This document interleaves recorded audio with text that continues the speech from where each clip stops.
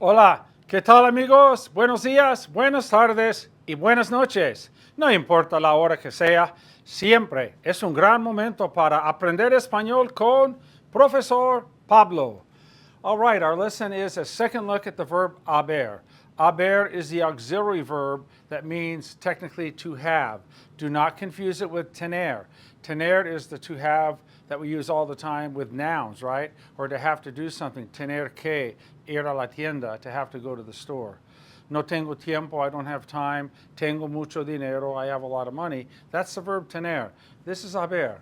Haber is used with the past participle verb number 2. That is the ado, ido form of the verb. There are some irregular past participles. We have the basic ones, the common ones, the most frequently used irregular past participles. Okay, there are some others, but we're not concerning ourselves with them.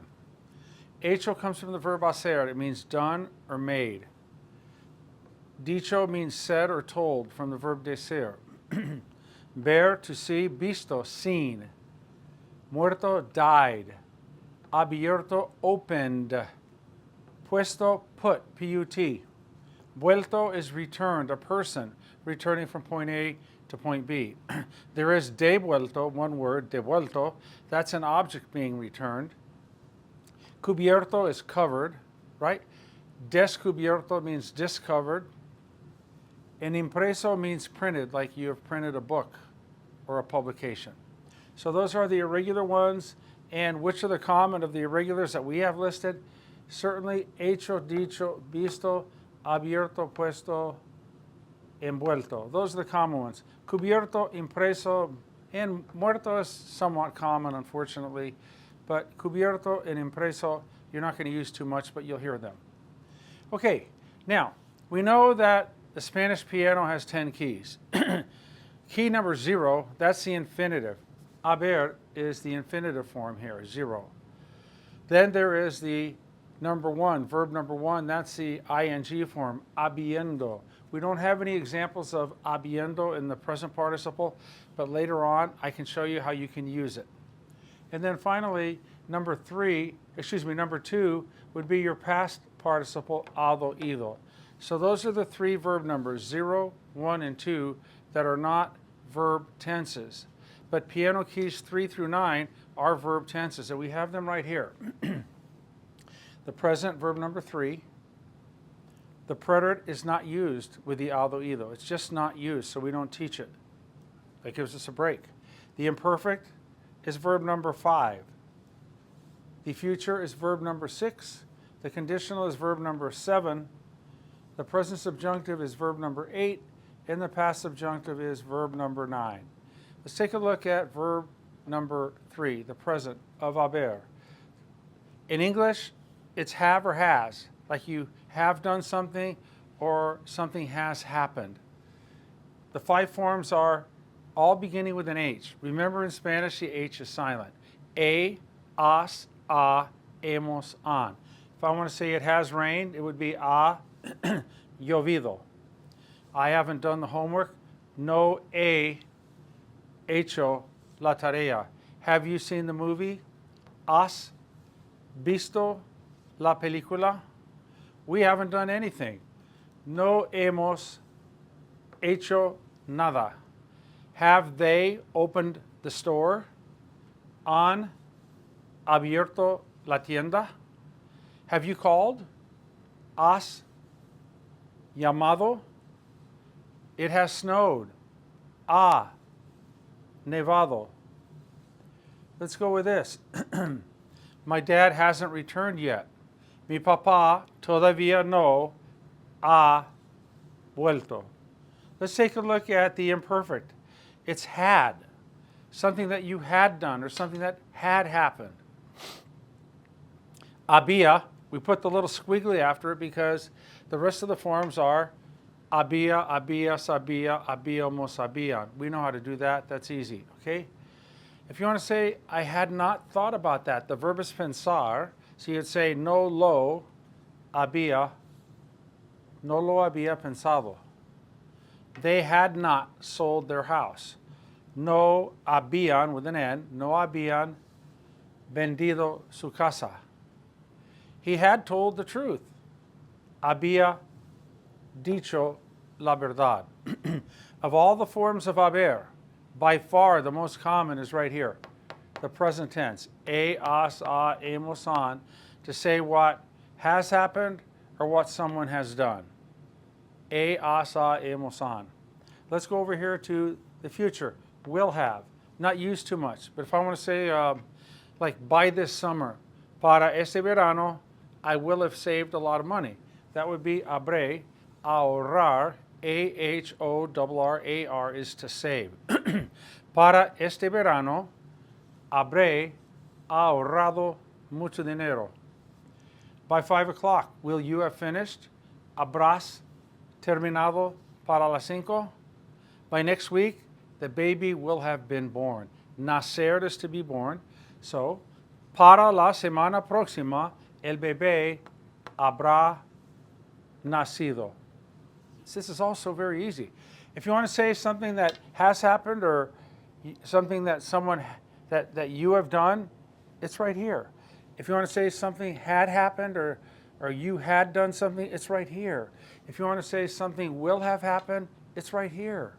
This is so simple. We have 7 verb conjugation, or 7 verb tenses, but here we're not using the preterite. We're just going to use the other 6. So now we only have 6. How about over here? By next summer, we will have worked here for 1 year. Para el verano próximo, we will have worked. Habremos trabajado aquí por un año. Let's drop down to conditional. Future is will have, conditional is would have. What would have happened or would have done? What somebody would have done or what would have happened? Habría, and just like había, there's an R here. But the rest of it's the same. Habría, habrías, habría, habríamos, habrían. I would not have said anything. Yo no habría dicho nada. Yo no habría dicho nada. Would you have done it? Lo habrías hecho tú? It would have rained, but the clouds never arrived. Habría llovido, pero las nubes nunca llegaron. We would have won. Habríamos ganado. They would have lost. Habrían, with an N, habrían perdido. I would not have done it. Yo no lo habría hecho. So that's would have. So we have what has happened or what you have done. We have what had happened or what someone had done. We have what will have happened. We have what would have happened. And now we get to the present subjunctive. Notice it's a twin. It's a mirror image of the present tense. We're going to say again what you have done or what has happened, but in the subjunctive. The haya is the trailer in our analogy of a tow vehicle, a trailer hitch, and a trailer. This is what comes at the end of the sentence, haya. For example, I hope that it has rained. Espero que haya llovido. I doubt that it has snowed. Dudo que haya nevado. Remember, you need a provocador in the present or in the future to bring on the form of haya. Another one would be, I hope we have won. Espero que hayamos, just stretch it out, hayamos ganado. I hope they have lost. Espero que hayan perdido. I hope you have done your homework, Johnny. Espero que hayas hecho tu tarea, Juanito. Miren, estoy sudando. Aquí en mi estudio hace un calor feroz, más de 100 grados de Fahrenheit afuera. ¡Qué calor hace aquí! Tengo una botella de agua fría aquí a mi lado. No se preocupen por Pablo. Estoy bien. Gracias. Okay? So, to get to use any form of haya with the ado ido, you need a provocador in front. For example, it's impossible that they have opened the store. You drove by yesterday and there was no roof. So you say, es imposible que hayan abierto la tienda. Now the past subjunctive, verb number 9, this would be had, and it matches up with over here. So if you want to say like, I was hoping that it had rained, esperaba que hubiera llovido. I was hoping that it had snowed, esperaba que hubiera nevado. Okay? We don't use it too much, but that's how you create with it. But notice I put hubiera and I made a point of a capital H. Hubiera can also be used and mean should have. Like, I should have known. Lo hubiera sabido. I should not have said anything. No hubiera dicho nada. You should have seen the movie. Hubieras visto la película. They should have opened the store. Hubieran abierto la tienda. Estoy sudando. Tengo calor, mucho calor, amigos. Híjole. Me estoy muriendo de calor aquí en el estudio de Pablo.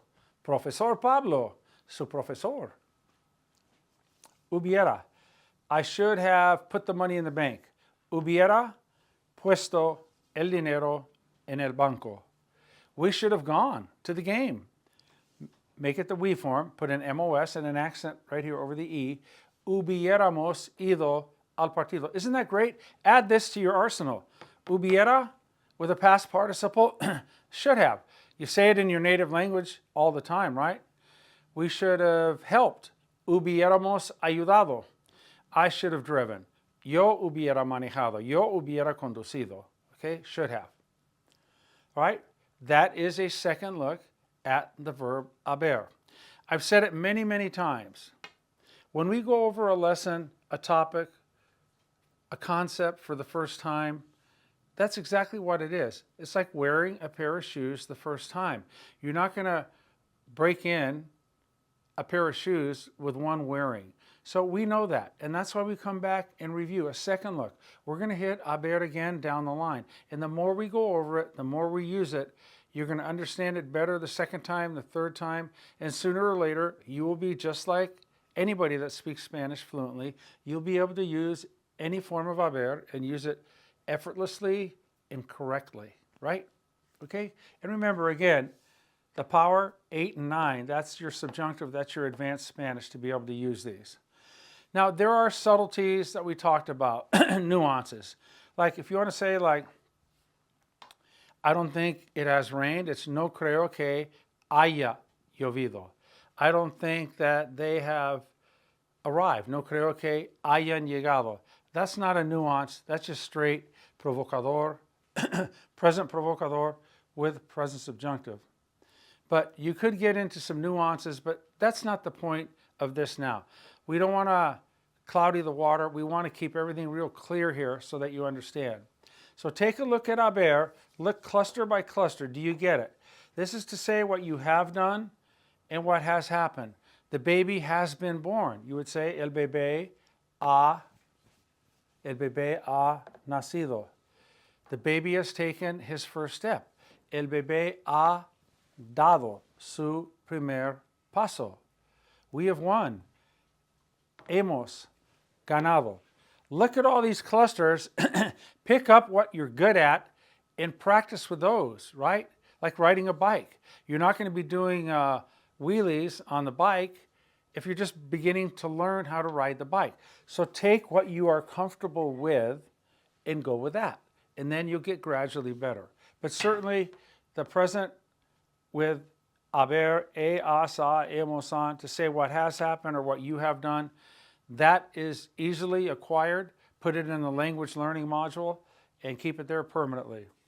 Here, had, do we say that much in English? I got home at 5 o'clock, but the mail had not arrived yet. Llegué a la casa a las 5, pero el correo todavía no había llegado. Yeah, we use it, but not like this one. Will have. Will you have finished? Habrás terminado. Someone says like, Next week, we have to pay our deposit for the trip. Will you have worked enough to earn the money?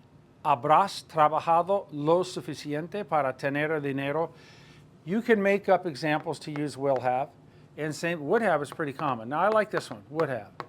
I wouldn't have said anything. Yo no habría dicho nada. What would you have done? ¿Qué habrías hecho tú? I would have put my money in the bank. Yo habría puesto mi dinero en el banco. I like this one. I like this one. And the subjunctives, hey, no creo is one of my favorite provocadores. Our next lesson is going to be Pablo's favorite provocadores. There are many provocadores, but again, like when you go to a restaurant, you don't order everything on the menu. Pick out a few that you like and go with those and enjoy them. And then add, right, as you go on with your studies. But I like no creo with this one. I don't think it has rained. No creo que haya llovido. You're going to take a trip up to the mountains. No creo que haya llovido. You want to go skiing. You say, no creo que haya nevado todavía. I don't think it's snowed yet. I don't think she has told the truth. No creo que haya dicho la verdad. I don't think he has paid the bill. Yo no creo que él haya pagado la cuenta. I don't think that they have arrived. Yo no creo que hayan llegado. En espero que. No creo que and espero que, two of my favorite provocadores.